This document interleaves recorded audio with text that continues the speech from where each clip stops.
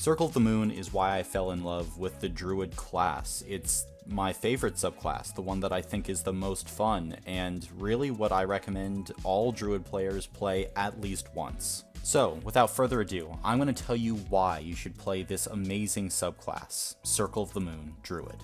This guide is based on my personal experiences. I will not be going over basic subclass information, y'all can probably read. I've played or DM'd for all the Druid subclasses, my opinions probably do not align with the D&D community at large. I'm going to be giving rankings for subclasses based on 5 criteria: role-playing potential, spell casting, wild shaping, utility, and the X factor, or something different that the subclass brings to the table that is unique from all the other subclasses. Each Druid subclass feature can gain 5 points in each category. However, the later in level a class feature is gotten, the more heavily it will be scrutinized. Since most parties never reach 10th level, abilities that come after 10th level won't be given as much weight. Alright, with that out of the way, let's begin. For this next part, I don't have a script. Just indulge me as I kind of wander through my thoughts about why I love Moon Druid. Obviously, you come to this subclass because you love Wild Shape as a feature, as a concept, and really, this subclass gives you the fullest Wild Shape experience, because making Wild Shape this subclass focus, while for a long time I think it limited Druid and what they could do with other Wild Shape features, because they couldn't, have another subclass that went hard into Wild Shape, because that's Moon Druid. Moon Druid occupies almost the entire space, really. But you have the concept so raw, so distilled, and so powerful here that, it's a trade-off that I think I would hope the designers would make again. Having a combat Wild Shape just changes the game tremendously, because when you are acting with a regular Wild Shape, making the transformation be an action is, I'm just going to call it limiting. I think limiting is the word I'm looking for, because you want to be able to cast spells, you want to be able to do other abilities, you want to be able to attack in your Wild Shape form, but you can't because it's an action.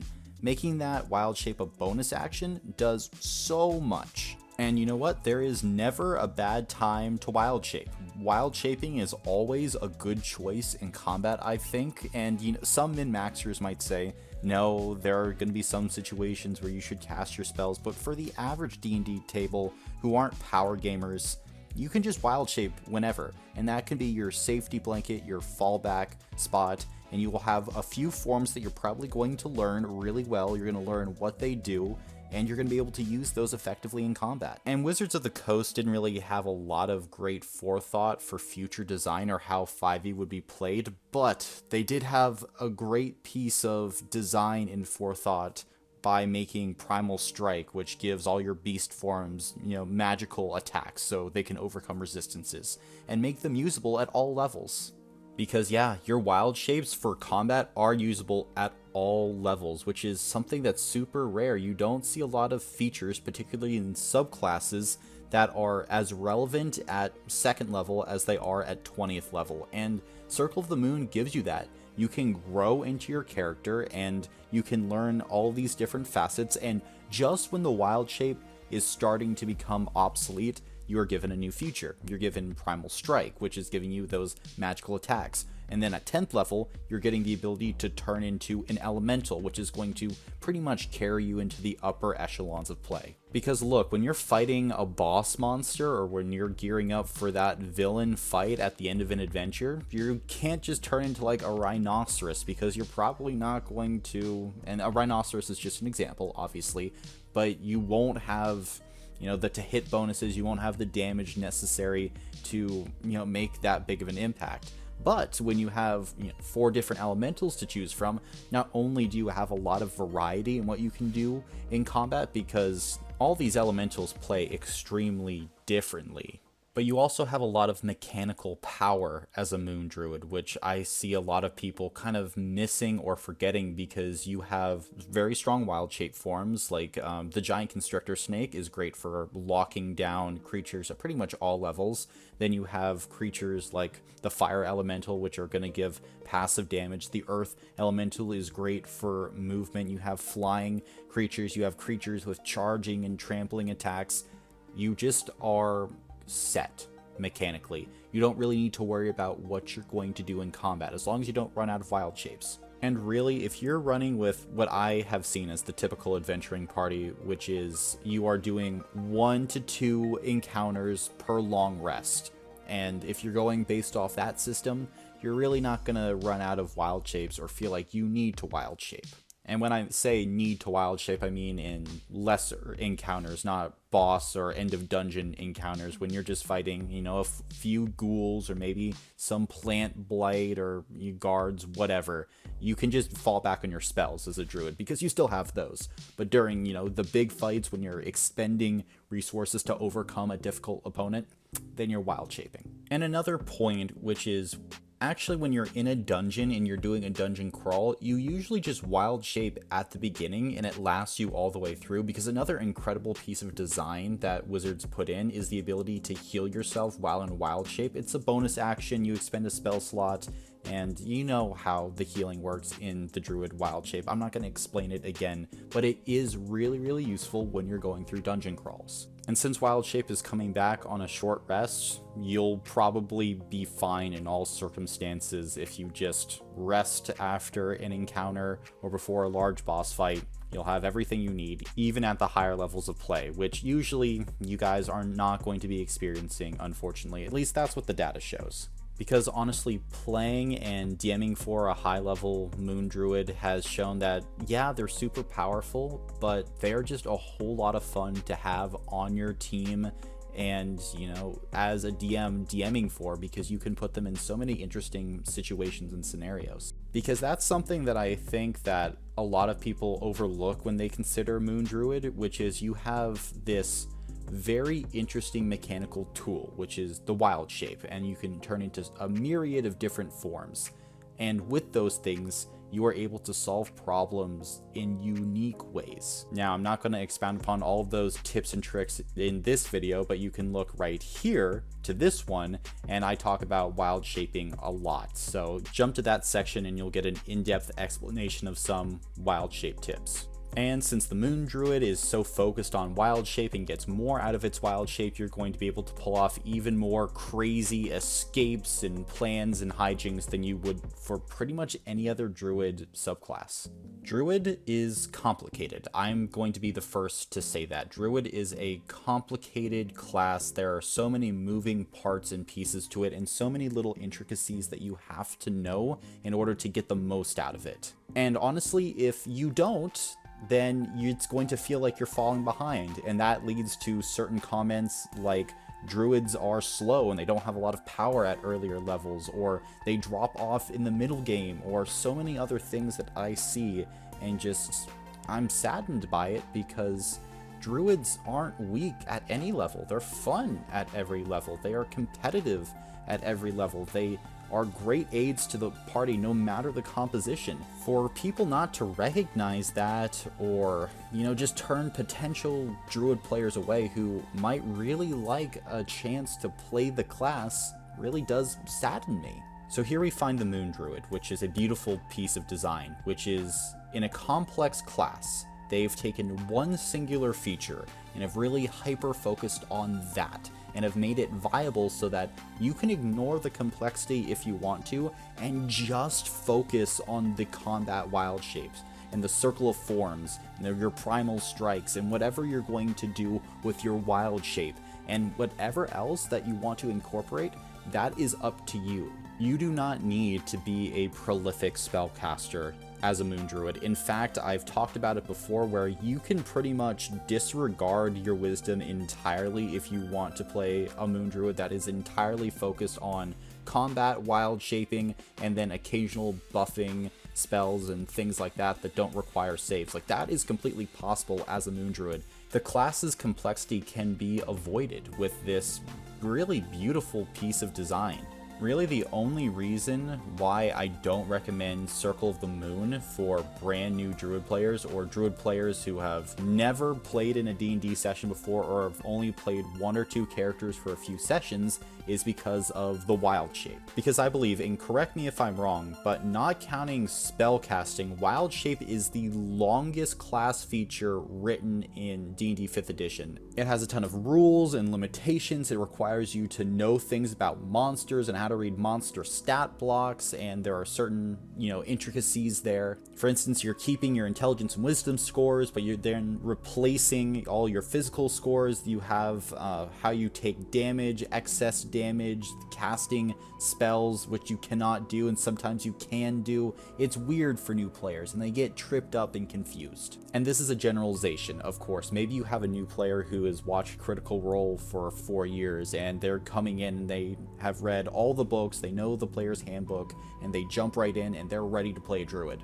And if that's the type of player we're talking about, then hell yeah, then I fully recommend Moon Druid. Because honestly, this class and this subclass helped me fall in love with D&D and the tabletop gaming hobby when I first started out.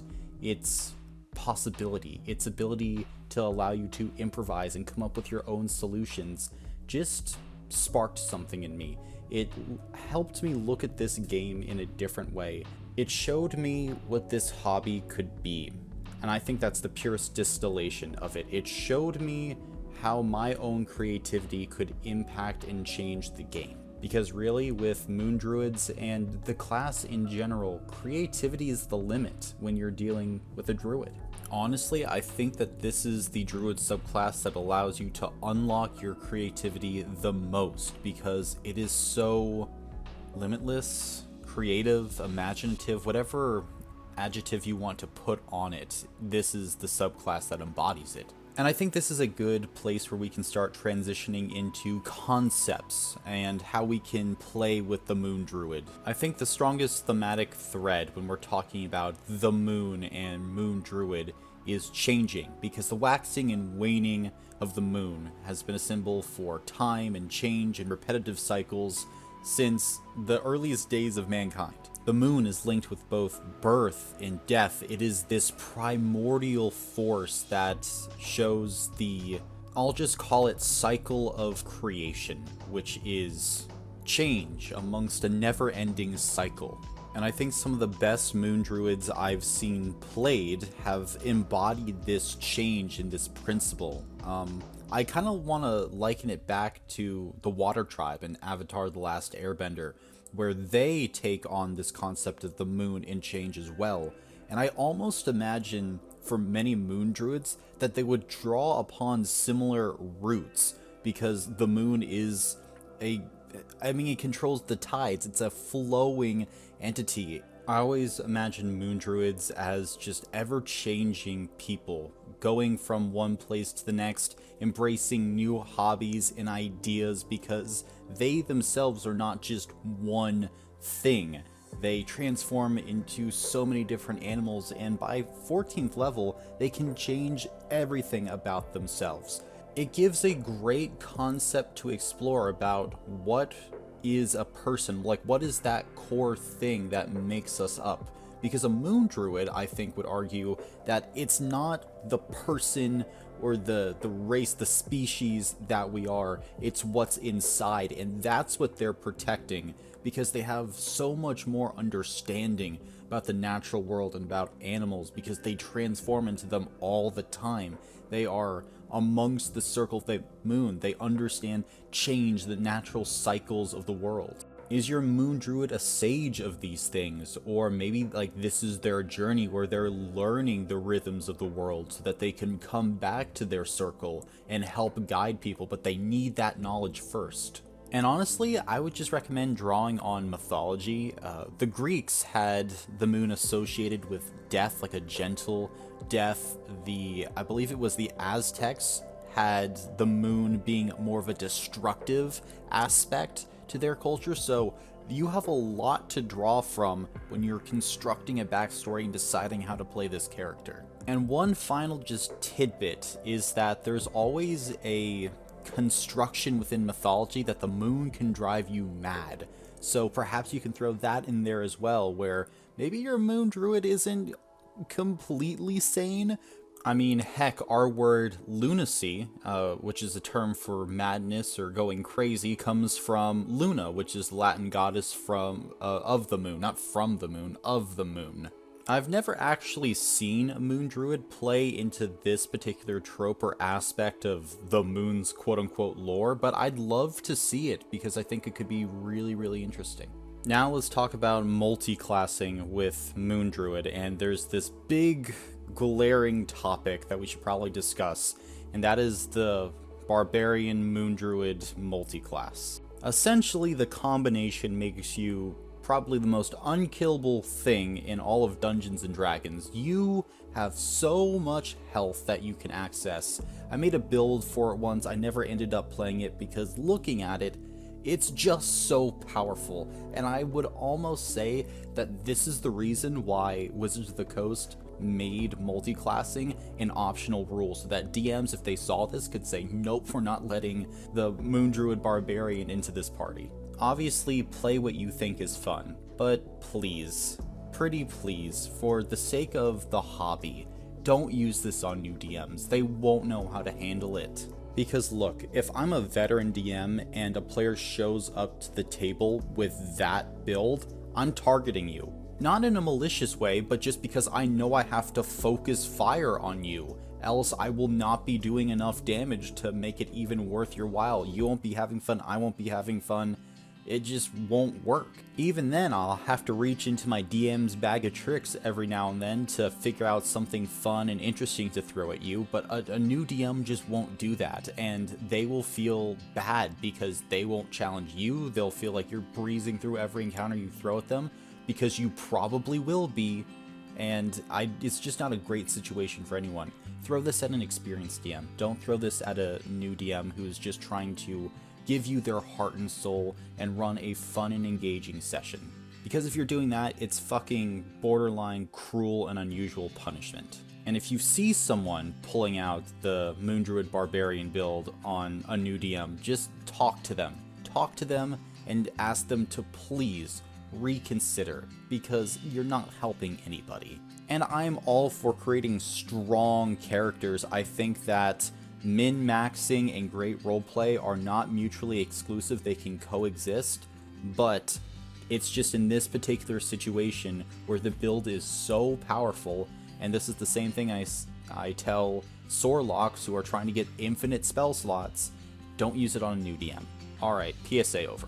Let's start talking about the flaws that are in the Moon Druid subclass. And look, quite honestly, I'd say none, if I wasn't trying to be impartial, because I really do have no problems with this subclass. I'm perfectly content the way it is. I would change nothing.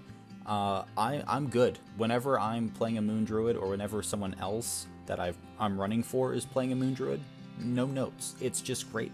But I also realize that it's not perfect, and that there are some things, if you're looking at it objectively, that maybe could be improved to make it that 100 out of 100. Firstly, it has little spellcasting support. It's a subclass completely focused on your wild shape, which makes sense due to the early design because they focused all their spellcasting on Circle of the Land.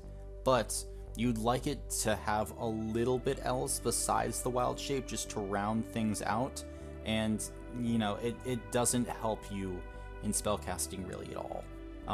But you're not going to see that necessarily reflected in the ratings fully, and that is because I feel like just because it doesn't have things that specifically help spellcasting doesn't not mean that the other features don't help you, cast spells, because the wild shape does use your spell slots so that you can heal yourself.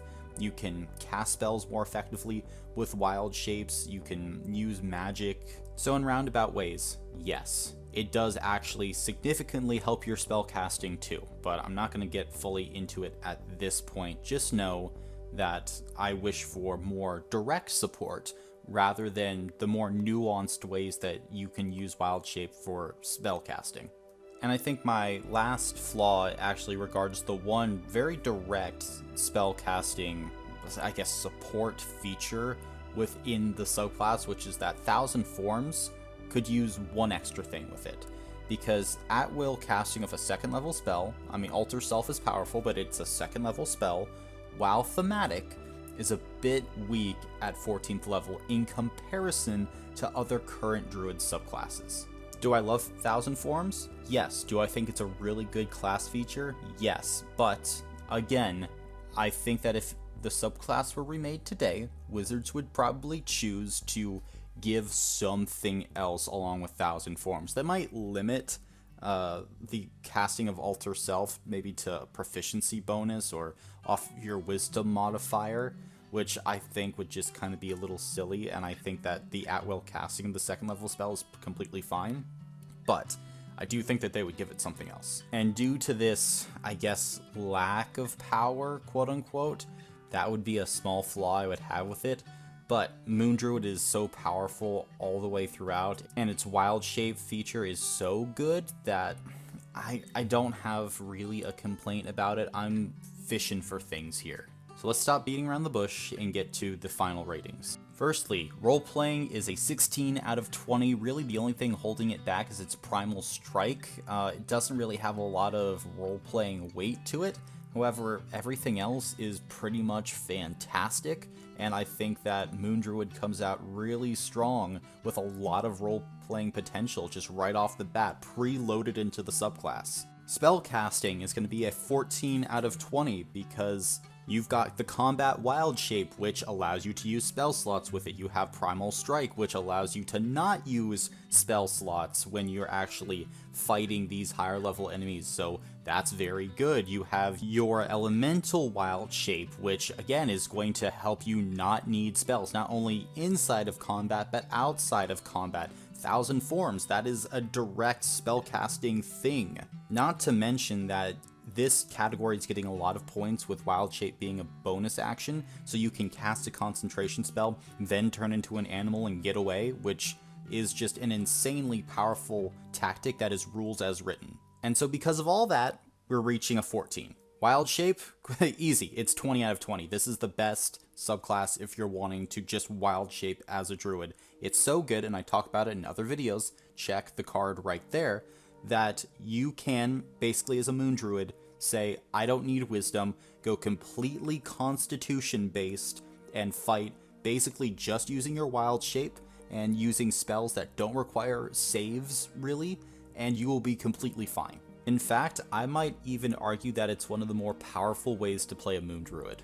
Seriously, in the description of this video, I give a whole list of really, really good Druid spells that do not require any saves or basically rolls to be effective. It's a viable playstyle, and with Moon Druid, it's actually really good. Moving on to utility, and this is a 20 out of 20. Moon Druid is only limited by your creativity. I find endless utility out of the expanded Wild Shape list, and because you get it so early on, it stays relevant the entire time. You get bonuses added onto it with your Elemental Wild Shape, and then 1,000 forms just getting tacked on at the very end to make it even more awesome. Yeah, I'm giving it a 20 out of 20. And finally, we're going to X Factor, and remember, this is how unique the subclass is, what it brings new to the table. And it's a 20 out of 20 here as well. Playing a Moon Druid is different than playing really any other Druid subclass. It just feels different. It feels like you're almost playing a completely new class. You're not going to get this kind of class feature, this Combat Wild Shape feeling, anywhere else in D&D 5th edition. You're not going to be getting the Elemental Wild Shape anywhere else. You're not going to be getting the 1,000 forms anywhere else.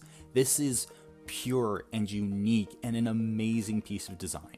And what more could you want from a subclass other than, yeah, this is a completely unique experience. When I'm making this type of character, I will not be able to replicate it. It is, again, it's the X factor. It's unique. In any party, you will go through and thinking back years later, you will still be able to recognize the Moon Druid. That character's not going to blur with anything else. And so, adding everything together, the Moon Druid gets a 90 out of 100. I mean, it's an A. It's an incredible Druid subclass, and one that I personally love and recommend to people everywhere.